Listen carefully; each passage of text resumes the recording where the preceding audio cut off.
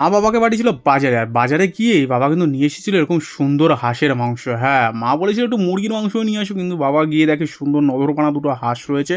আর হাঁস দুটো দেখে বাবার খুব পছন্দ হয়েছে, তাই সুন্দর করে নিয়ে এসেছে বাড়িতে। মা তো সেটাকে ধুয়ে হলুদ লবণ মাখিয়ে রেখে দিয়েছে।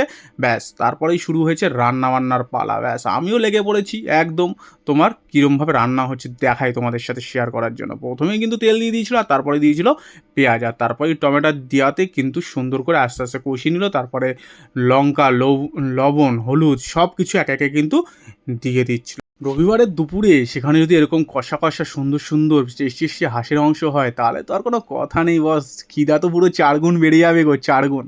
যাই হোক, খিদা কিন্তু আমি খুব বাড়িয়ে ফেলেছিলাম। আর পাশে ছিল টক ডাল। ব্যাস কোনো কথা হবে না, এরকম হাঁসের মাংস থাকলে টক ডাল একদিকে আর হাঁসের মাংস একদিকে। টক ডালটা চুমুক দিয়ে খেয়ে নিয়েছিলাম, আর ব্যাস এরকম হাঁসের মাংস দিয়ে কষিয়ে বেশ সুন্দর করে দুপুরে 2 থালা ভাত খেয়ে নিয়েছে। হ্যাঁ, আমার আবার থালা বেশ বড় বড়ই হয়। যাই হোক, এখানে কষাকষি হয়ে এসেছিলো। মা কিন্তু আমাকে এক পিস কষানো দিয়েছিল, কিন্তু হাঁসের মাংস কষানোতে একটু সময় লাগে, তাই জন্য টেস্টিংটা ভালো হয়নি। যাই হোক, এবার কিন্তু যখন ঝোল ফুটতে শুরু করেছিল, ও হো হো হো, সে আর কি বলবো, সেই যে একটা সুন্দর স্মেল বেরোচ্ছিল, কি বলবো।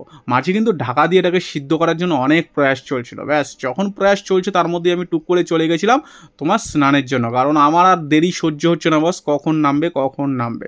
দেখতে দেখতে কিন্তু আমি আবার স্নান থেকে ফিরে চলে এসেছি। আর এসে দেখি যে মাংসের মধ্যে এরকম সুন্দর কিন্তু জল ঢেলে দিয়েছে। তার মানে ব্যাস এবার আমি বসে গেছি আগের আইটেমগুলো দিয়ে খাওয়ার জন্য। ব্যাস আইটেমগুলোতে আগে খেয়ে নিচ্ছি, আর কিছুটা পেটে রেস্টও দিয়ে দিচ্ছি। না, এবার বুঝি নামলো। যথারীতি ঢাকনা উল্টিয়ে দেখো, না মোটামুটি হয়ে এসেছে, আর দরকার নেই, এবার ঠিক আছে। এবার যথারীতি গরম মশলা মাছ ছেটালো বলে, হ্যাঁ গরম মশলা বাটি বুটি দিয়ে এবার সুন্দর করে নামিয়ে নিল তোমার এই মাংসটা। হ্যাঁ হ্যাঁ হ্যাঁ, রবিবারের দুপুর আর এরকম যদি সুন্দর সুন্দর হাঁসের মাংস থাকে, আহা, দুপুর তো আরও সুন্দর হয়ে উঠবে। যাই হোক, আমি এবার খাইতে বসি।